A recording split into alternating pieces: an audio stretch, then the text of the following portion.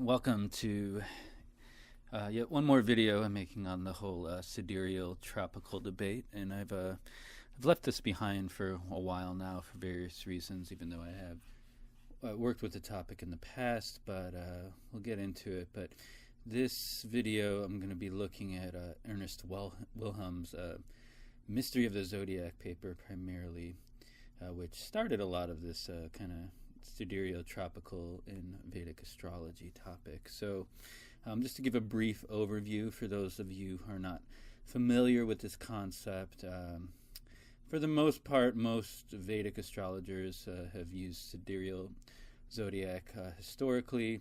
And, you know, tropical is used for various purposes, with calendars and rituals and things like this.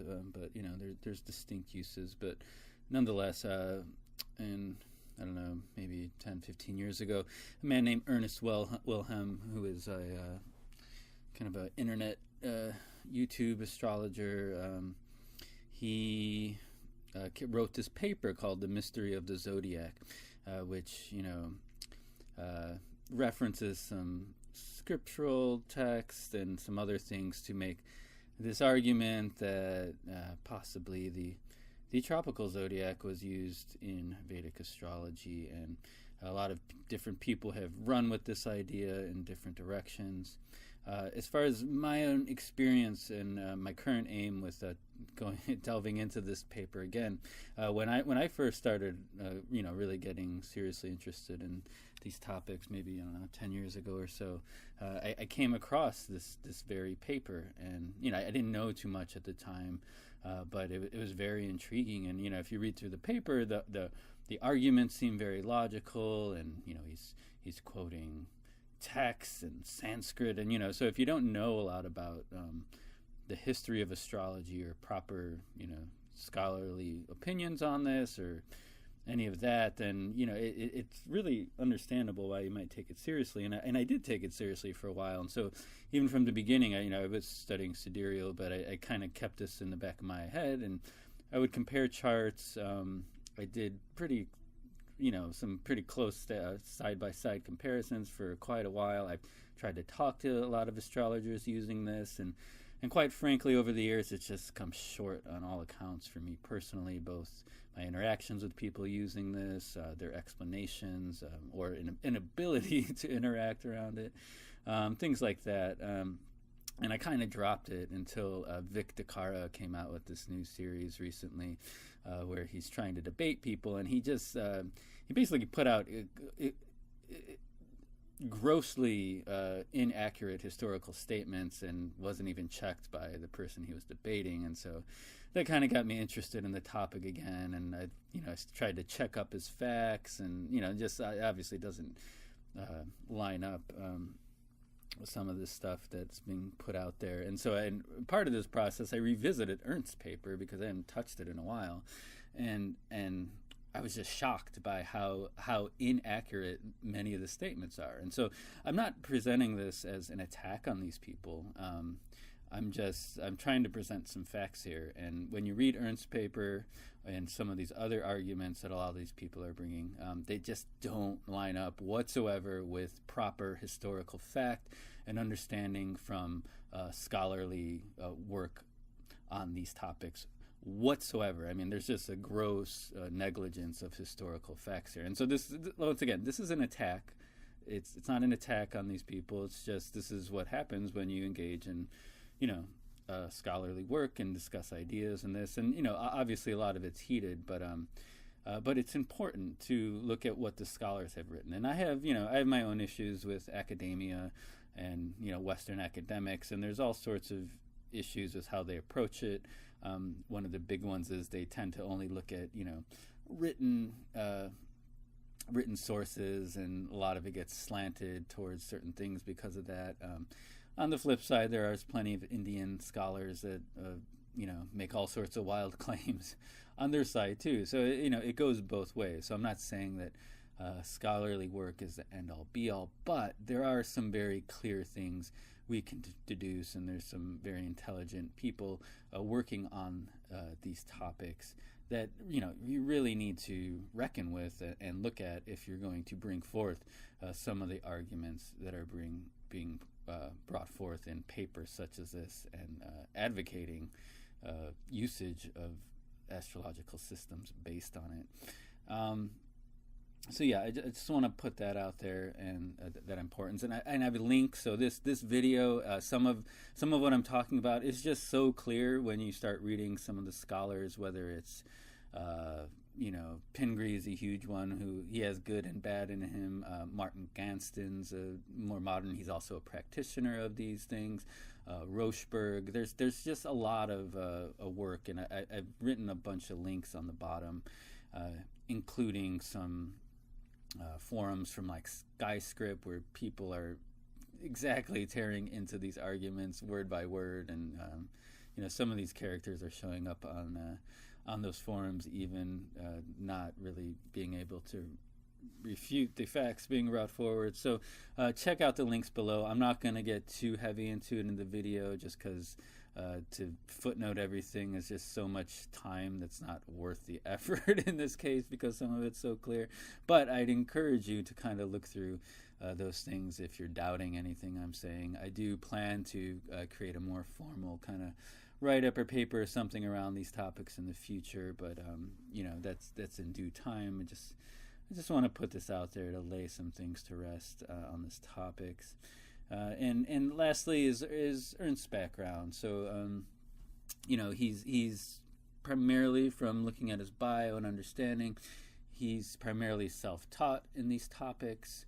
It seems like he's a programmer by trade, and when he stepped into astrology, he was a Western astrologer, and then he went into Vedic and was using sidereal only, and then he flipped again using this kind of mixed thing. So him in his own approach has been moving back and forth within what he's doing. So, and he's primarily relying on his own interpretations of texts and everything, and there's I don't know, that's part of his background and all this stuff, and I'm not aware of any proper scholarly credentials in history, Sanskrit, any of these kind of fields for him to properly attack some of these topics.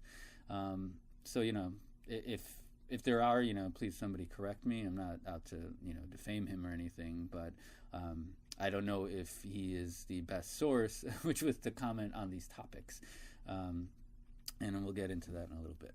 So anyways, that's just an overview of what we're moving into here. And before we jump into it, I just want to give a very, very brief kind of general overview of some of the history, because it gets very confused very quick if, once we get into the paper, you'll see how just off some of these comments are. So most of the scholarly, academia approaches to this topic point to Babylon, or what some of the ancients reference the Chaldeans as kind of the source civilization for astrology. However, there was other civilizations interacting with them at the same time, including the Egyptians and the Vedic cultures at the same time as this. And one of the reason that Babylon gets a lot of credit for a lot of these discoveries and development is because they wrote on clay tablets, and clay tablets don't really they decay a lot less easy than papyrus or palm leaves that the Vedics or Egyptians may have been writing on. But it's very clear from all these cultures that they were gazing at the stars, they were trying to learn, they were interacting with each other. Very clear. None of this stuff developed in a vacuum. It's not like it was all pinned to one culture. Now, they definitely each had their own unique developments within that and went in different directions with it. But this whole idea of origins. I'm not here to say, Vedic astrology came from India 100%. If you look at the history, you can't say one way or the other. A lot of this knowledge was the domain of ancient cultures, essentially. Now, it has been preserved and handed down, probably the best in Vedic cultures, and is, from the records, it seems like the most extensive there and integrated with all these other things. So, there is something unique there. But I'm not here to make any wild claims like horoscopic astrology goes back 20,000 years or something like that. So just so you know where I'm coming from. But there's a lot there. Now, the unique thing about this too is that the Greeks and what came to be known as Hellenistic astrology, they didn't have any predictive astrology until Alexander the Great, which was roughly 300 BC time frame, and he went and conquered all these lands to the east of Greece, the Middle East, and his travels stopped up into northern India. Okay, and keep in mind too, Vedic civilization stretched past India. India is a modern country these days, so Vedic culture is not necessarily tied to India solely. It went all the way into Iran. So there's a lot there to explore, but I'm keeping it brief. But anyway, so after Alexander conquered all these regions, that's when we start seeing more predictive astrology and things of this nature coming into Greece and things that became to be called Hellenistic astrology. When, if you look at the text, they recognize that what they were getting was coming from these other cultures, and they even quoted like Vettius Valens, a famous astrologer from that time period, has been known to talk about trying to find the ancients and going to Egypt and trying to study what they know about it. And we also know too that the zodiac, the 12-fold zodiac, at least in the written record, came from Babylon. So, and we'll get into what Ernst says about this, but that's where this on the written record where it came from. And they were marking the zodiac in sidereal coordinates. All these cultures were using those coordinates back at this time frame. Okay,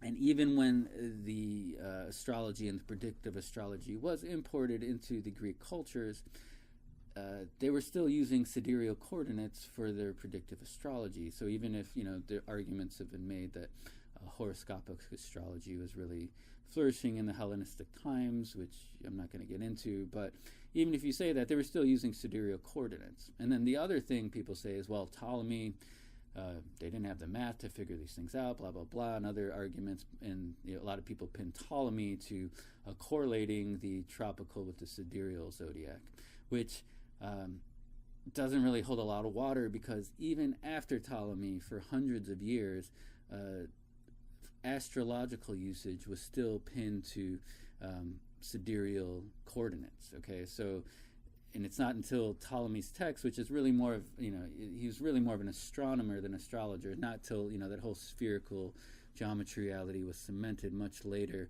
that, the tropical coordinates took precedence over anything. So there's a lot of misunderstandings there and overall. Now, in the Vedic tradition, one of the most famous proponents of astrology was Braja Mahira, which was roughly 500 AD time period, and by that time we see a lot of developments and this horoscopic astrology, but it definitely has a lot of Vedic underpinnings, and a lot of people like to pin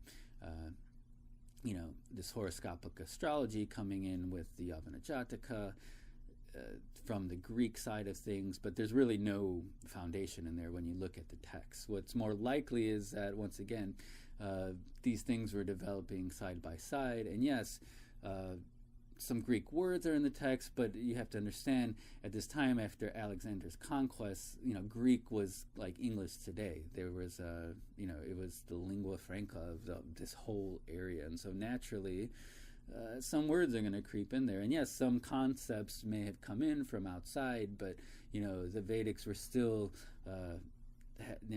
fully integrating all this knowledge within their own systems, their own philosophies, their own worldviews, and taking it to levels,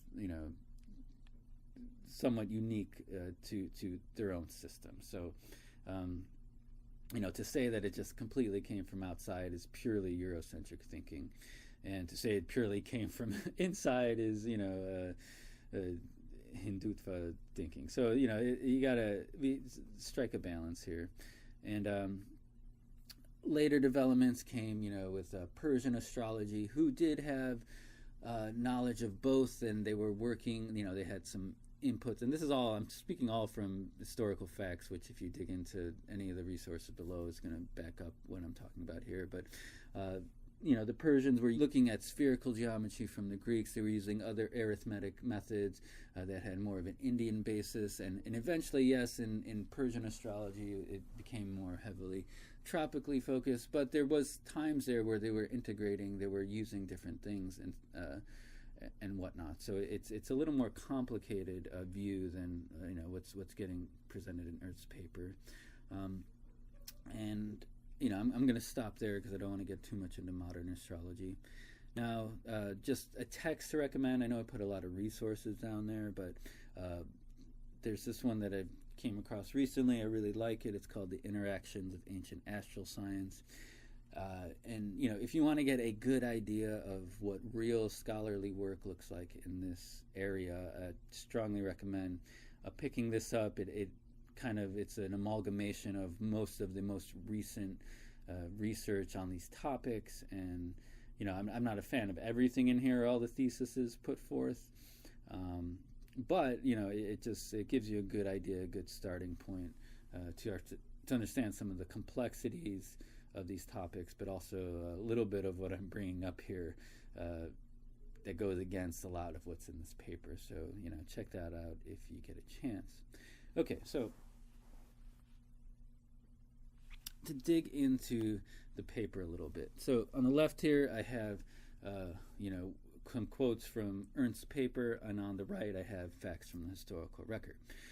So we're just going to run through this. There's a lot to get through, and I've kind of picked out some of the main points running throughout the paper.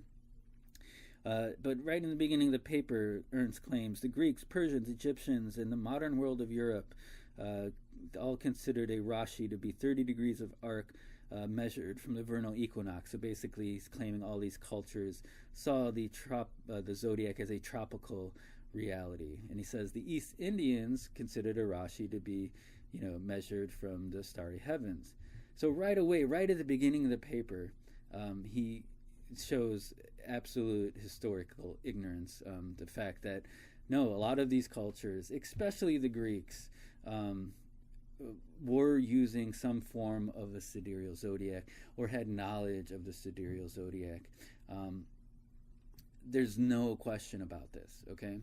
So right from the beginning of the essay, and he uses this kind of concept of East is sidereal and everyone else is doing tropical. He kind of uses this dichotomy to set up his argument, and he references it throughout constantly in the paper, which makes many of his claims, if not all, since this is the basis of his paper, completely fall flat. So right there, I could probably stop this video and you could carry on with your day. And if I would have known better back in the day of just how clearly off some of these comments were, I probably would have walked away a lot quicker. But either way, here we are.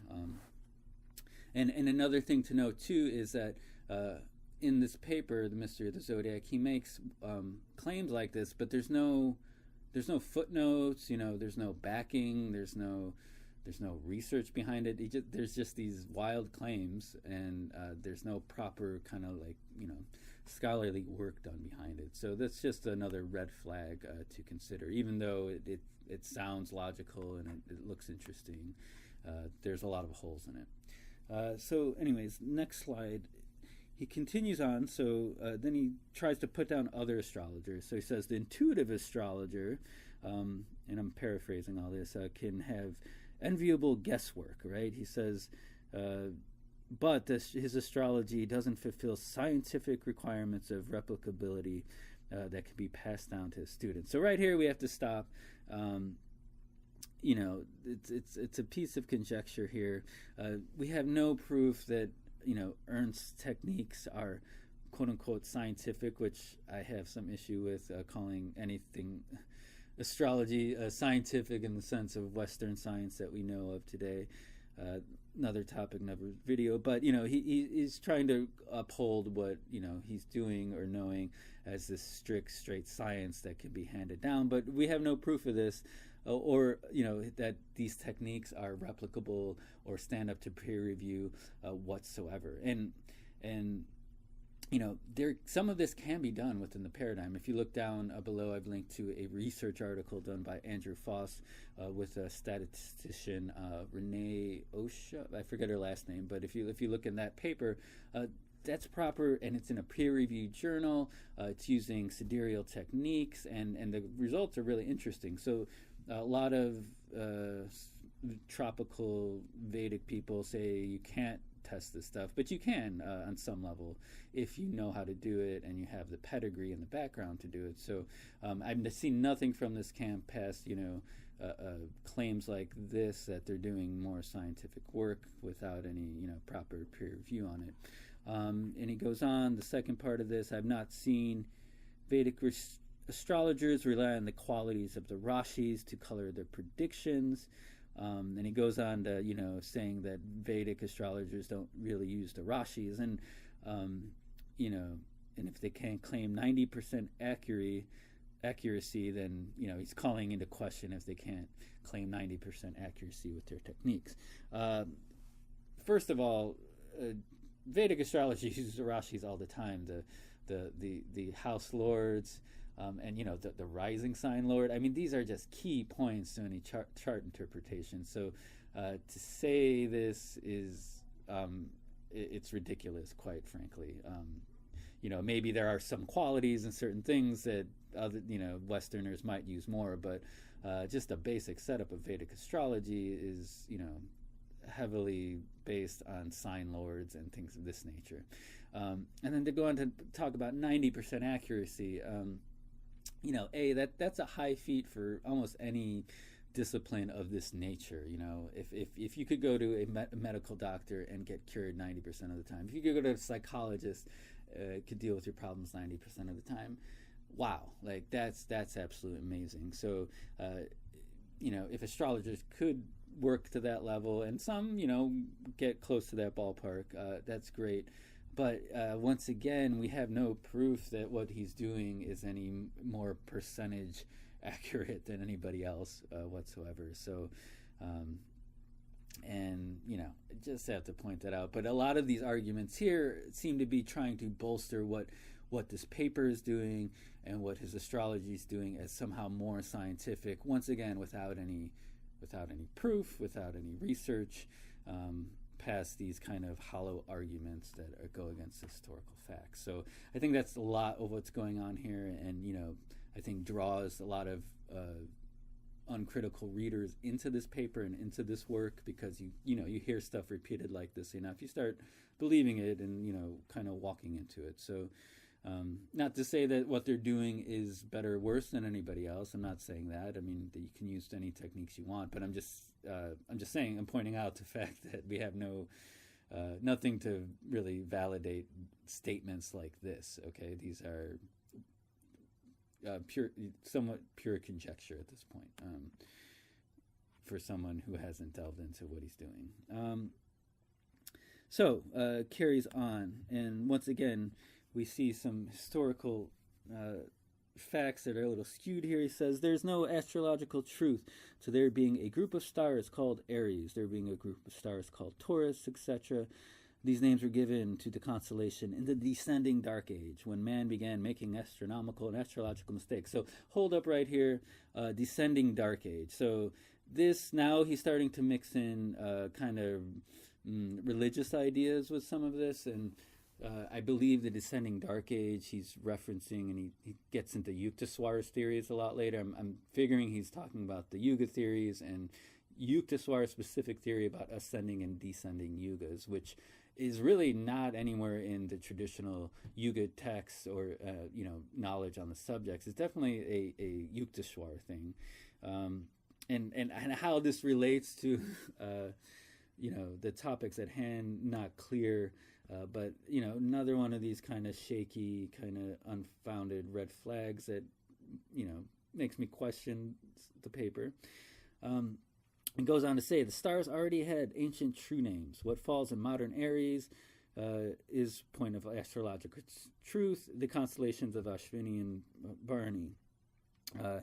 he goes on to say, the beginning of man's written philosophies, blah, blah, blah. They were renamed, saying the nakshatras were renamed as Aries, inappropriately by the Greeks, by Hipparchus. So, once again, as you know, my brief overview of the history, the Babylonians actually came up with this idea of 12 different signs, and they didn't use exactly the same names. Some of them were similar or the same, and they did have some difference. Like for example, Aries was a little different. It was something about a man, twinning man. I forget the exact, but you can look it up in the resources below. But they definitely had 12 signs, and were calling, you know, these 30-degree arcs by different names, yes, the Greeks picked up on this, but even in, you know, you see in the Vedics, they had the Dichas, and there's tons of different names for the Rashis in the traditional Vedic astrological text. It's not just there's one. There is different reference points which to call them, but it definitely wasn't Hipparchus that made these changes or mistakes or whatever he's bringing up here. And he tries to emphasize there's no history of there being 12 constellation of stars before Hipparchus, only divisions of the year into 12 parts. Nope, just not true. Not true at all. So, nothing more to say there, really. Now, it goes on, and once again, so this is where, you know, some of these false premises that he starts his paper with start getting even more confused, because now he's saying, what is important that this reveals obvious interchange between Indian and Greeks. Yes, there's interchange. Of course there was. The question arises, how did two cultures interchange astrological thought if one used sidereal, the other tropical? So once again, like I said, astrologers were just using sidereal back then, all of them. So that's how they interchanged. And he says, you know, that would be like modern Western and modern Hindus, exchanging techniques, and he concludes, whether both use the sidereal zodiac or the tropical zodiac is the great mystery of the zodiac. And there is not a mystery here, folks. There's not what they were using back then. There was a shift after Ptolemy, yes, as mentioned, but up and through the creation of the zodiac, up, past Ptolemy, as I said, they were using sidereal coordinates, and it's only after that time that you start seeing some of the confusion coming into play, and we'll carry on. So from here, he starts launching into an astronomical text, the Surya Siddhanta, which, astronomy is definitely part of astrology, but they're there to primarily give astronomical coordinates. And even here, he does say that, the Surya Siddhanta equates 12 Rashis, the first Rashi, Aries, starting from the beginning Ashwini. So right here, he's, showing how there are parts of the Surya Siddhanta where they are aligning nakshatras with the zodiac, okay? And, he makes the claim that, nowhere is this said to be used for erecting a horoscope. And that's true because Surya Siddhanta is, to make calculations. Astrological texts are there to tell you how to use it in an astrological context. And quite frankly, most practicing astrologers, particularly in India and some of these other places, they weren't getting hardcore into texts like the Surya Siddhanta and for daily practice. What most people practice is, these would be local astrologers who would practice in a certain locale, and they'd have these charts of different rising times throughout different points of the year and this and that, and like a basic ephemeris where they could draw up their charts on the fly, and they didn't really concern themselves heavily with texts like the Surya Siddhanta as far as day-to-day practicing astrologers. Instead, they'd most likely use at least for understanding rules, things of this nature. Astrological texts, which pretty much all astrological texts clearly equate Rashis and Nakshatras as being conjoined. Now, we'll get more into this confusing points as we move along. And he goes on to more of these slides with talking about Lugna degrees and claiming that, well, they don't tell you to, the Lugna needs to be using the tropical zodiac to calculate in order to find your place on Earth. And he claims that, it doesn't tell you to put it back into sidereal coordinates, and obviously it's not going because it's not teaching you how to use this for astrology. So these are all, pretty mute points. Now, the only confusion that's coming here is because texts like the Sir Siddhanta, Srimad Bhagavatam, some of these other texts do correlate, the movement of the sun through the year with the Rashis, and they also correlate the nakshatras and the signs as a line. So they are using the signs both in a tropical and sidereal context. So I'm not going to deny that. You do see this in the text.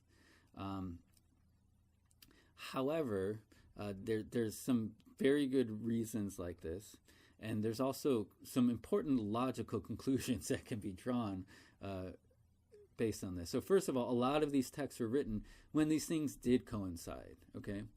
So there may have not been any reason to distinguish it for one purpose or the other. More importantly, though, is the fact that you see the Rashi names in tropical and sidereal. All it says is they use both names for both, and it depended on context what you're using it for. And we know that the astrological texts relate both of them as being linked. So obviously, if you're using for astrology, use it for that. So there's that, but there's absolutely no good reason that any of this favors a purely tropical usage of the Rashi. There's no proof of that. If that was the case, there would be no reason to correlate or use the Rashi names in a sidereal context whatsoever. So the only thing we can logically conclude is, yes, they were using the Rashi names for both of them, but that doesn't give us any context to deny them in an astrological context.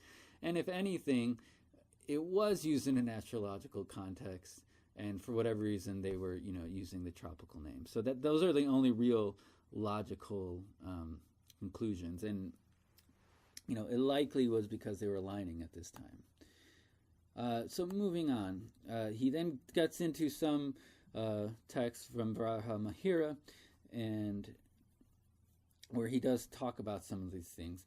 Now, once again, I want to note that these Braja Mahira, he dealt with strictly astrological texts, but he also summarized some of these astronomical works, such as through the Panchasiddhantika. And Ernst goes on here to point out how Braja Mahira is pointing out how, the solstices and the equinoxes used to be in different places, but now they're lining up with, the exact placements and da-da-da. And he makes all these weird conclusions based on it. So the thing to realize is that Braja Mahira, he was summarizing multiple different works, okay? And these works had different viewpoints and opinions, okay? It doesn't mean Braja Mahira is subscribed to all of these things. He was, he was compiling the knowledge of the time and explaining it, showing that he was aware of it. And Ernst uses this to claim that Braja Mahira was confused and had no knowledge of the precession of the equinoxes. But the quote, Ernst himself uses here clearly illustrates that Braja Mahira did know that, these things were moving in the sky. And in the scholarly work too, most modern scholars, or at least some, recognize, even far back to Aryabhata, which was prior to Braja Mahira, had knowledge of the precession. And if he had it, it didn't just come out of a vacuum, like these things were handed down for quite some time and took some time to figure out. So, and once again, with the the records being what they are, with the palm leaves and whatnot being destroyed, we can't fully document the full development, but there was knowledge of the procession, and Braja Mahira had it, and people before him had it, okay? So, Ernst uses, this is the second core part of his claim to bolster that the Indians got it wrong, or something went wrong there, was that they lost the knowledge of the precession of the equinoxes. But he gives absolutely no proof, no scholarly resources to back up that claim. And, it's just one of these, that's the real mystery, is these unfounded claims he uses to make his arguments, okay? Moving on, this next slide, he once again keeps going with this running theme. We're saying, the Greeks were aware of the precession, and yes, they were, definitely.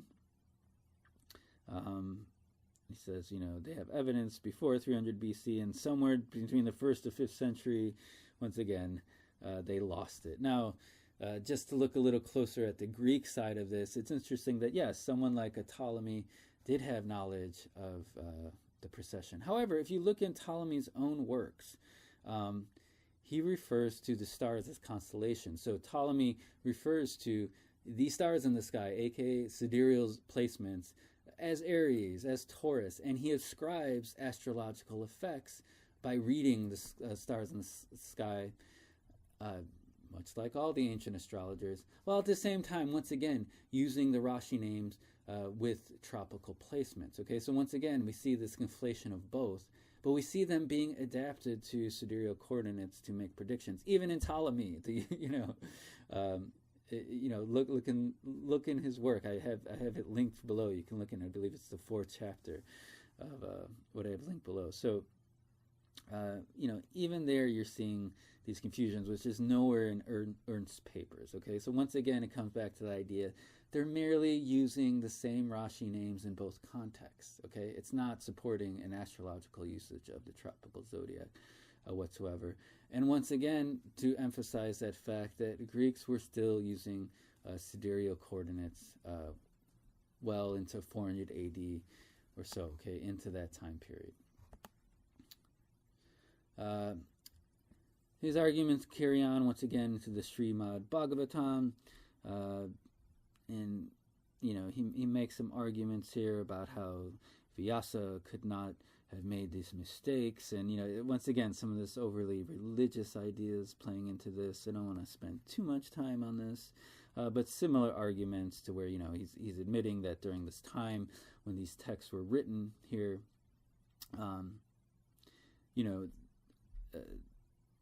both these things aligned, and perhaps the mistakes crept in because they were being written this time. And you could say the same of any of these texts. So it's really a weak argument.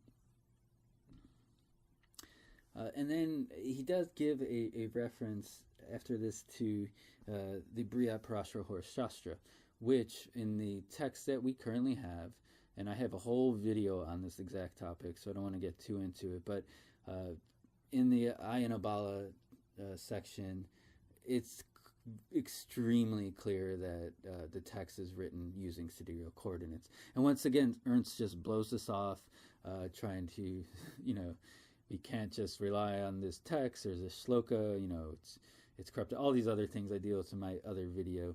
But once again, this is an astrological text, and most consider it, a Bible of sorts for Vedic astrology, clearly using the sidereal placements. And when you take into all these other historical inaccuracies that Ernst is using to bolster his claim, we can't take seriously that we can't take a Parashara at face value for some of these statements. So, check out some of that other work I've already done on this, but it's an important point. Now, towards the end of the paper, we start getting into other kind of zones, and he starts referencing, some of Yukteswar's work here. So once again, he, starts using some of these quotes. For example, talking about the special quality of the power in the 12 places of the orbit around the sun, and those places and the stars corresponding to it have been designated as the 12 signs of the Zodiac. Right there, there's an emphasis on, once again, the stars and the power in them, which I believe he somehow tried to twist into a tropical reality or bolstering for that argument.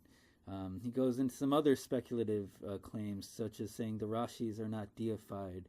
They're named on earthly creatures, not after deities.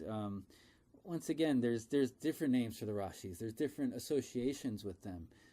These are archetypal realities. Yes, the creatures, and that may be where the popularly known Greek names are coming from, but there's many other associations and deities that can be associated with the sign for different purposes. So this is kind of a moot point. He goes on to claim the Rashis are considered to be movable, fixed, dual, and basically claiming that this can only be explained, this argument, Vic's a big proponent of this argument, can only be explained through tropical because, those are key points where these things change and move. But once again, when you look at the archetypes, if you merely draw a circle and a cross through it, right, you can mark a starting point, and we're using the 30-degree division, you can mark a middle point and then an ending point and derive similar associations from those. So there's deeper meanings behind this. If you look at some of David Cochran's work, he has a bunch of videos here, there's all sorts of interesting numerological things that reference the cardinal points through using like Fibonacci sequence. So, there is this deeper reality behind some of these meanings that we can't purely pin on just the tropical zodiac. Yes, that's one thing where it might apply and it might explain things, but these things can be explained through numerous different avenues. And even if the original meanings too were based on the seasons and observing the seasons, this doesn't mean that you can't extract those meanings out and use them in sidereal coordinates for astrological purposes. Some schools claim, if you want to predict things like weather or, more physically based desires, you might use a tropical zodiac, but for, higher truth reality, you need to use those ideas against the stars because that's, a higher truth, so to speak, unfolding or karma unfolding. So that's one argument you can make. Take it for what you will there, but these ideas can be applied. It doesn't mean it's only exclusive to that paradigm that it's been derived from, so to speak. So and you could debate these points all day because they're not really historical per se and all that. So, but either way, by bringing these in, it's these are probably the most debatable aspects of some of these arguments.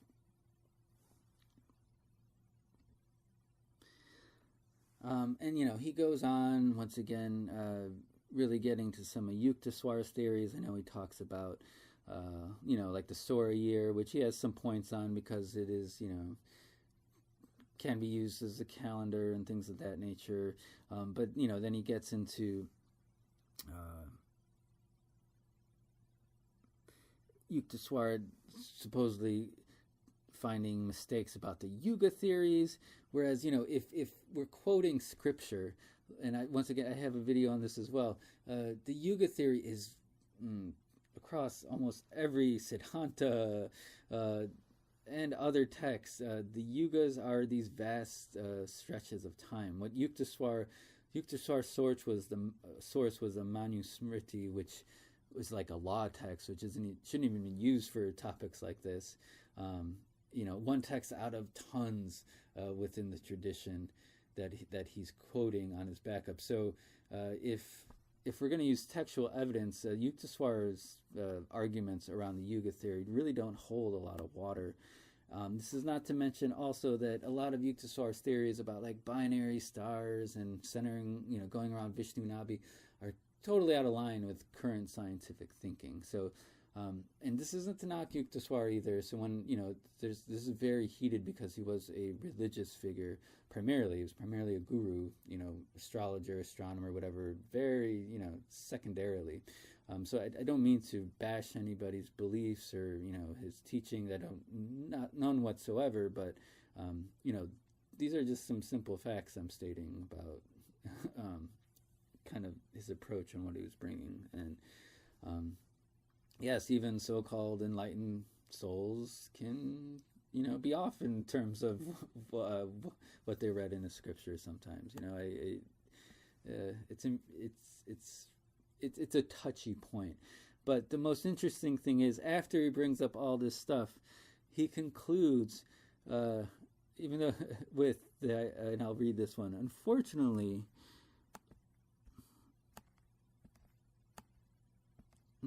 most students of astrology approach it in a quote-unquote religious fashion. So just after he was quoting a primarily religious teachers to bolster some ideas that are, loosely related to the topic, it's kind of veered off the Zodiac topic just to, kind of look down upon astrologers over time making mistakes. It's kind of random, doesn't really relate to the central thesis. But here he's saying that people approach astrology in a religious fashion. They listen, they believe, and truly do not know because they have not tested it in a thorough and scientific fashion. So, right here, if you want to be scientific, look at all the resources I have below and tell me that most of what is in this paper has no bearing in proper academic understanding. So, for this to come at the end of it is once again, just trying to bolster the paper and what's being given in it without proper scholarly approach. And once again, he brings up this idea of testing which zodiac is correct, and I brought this up. Where is the research in this that he's showing? Please produce your clear research on this. It's possible. You can do it. And he brings in these other aspects of the Lagna and Trimshamsha. He's trying to reference, people being small or big in reference to Trimshamsha, which I don't know what he's using Trimshamsha for, where he's getting those teachings, but it's a weird thing to bring in when he's talking about testing zodiacs and scientific approaches. So, anyways, that's kind of where it ends there. So,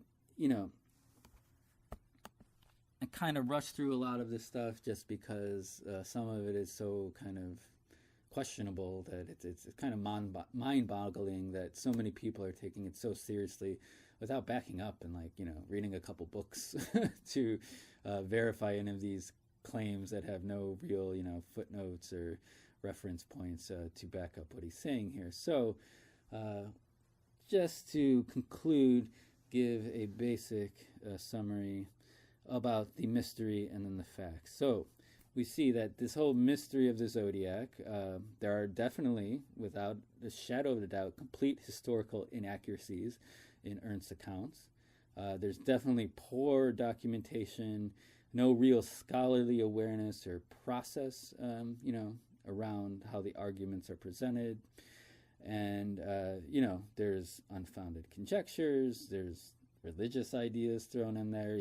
He's putting down other astrologers for being non-scientific. All of this, adds into a somewhat convincing paper if you're not going to question what's being presented or don't even know where to start to question it.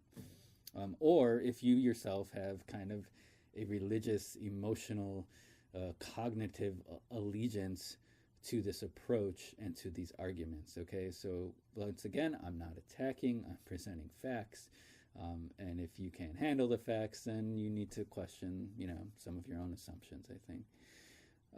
Now the facts, what do the facts show? There was a sidereal zodiac used in Jyotish. No question about that.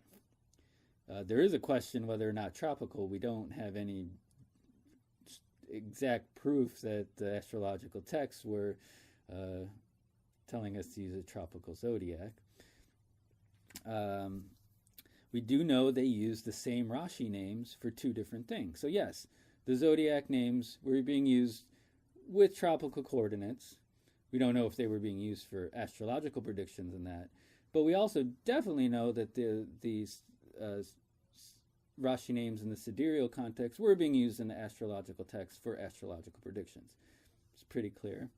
And the last, and this is the most important point, there's no possible way to logically conclude that tropical zodiac is primarily being supported in any fashion here. So yes, there might be a little confusion when they're using the name for both things, but there's nothing we have that would even slant in the direction of the tropical as being the primary one, unless you're somehow using this unfounded context that the Vedic astrologers lost knowledge of precession, after 100 AD or so. So, which I'm more than open to other sources, other arguments, and whatnot. But please, before you do that, look through all the links and the references I've put down below. Do some homework.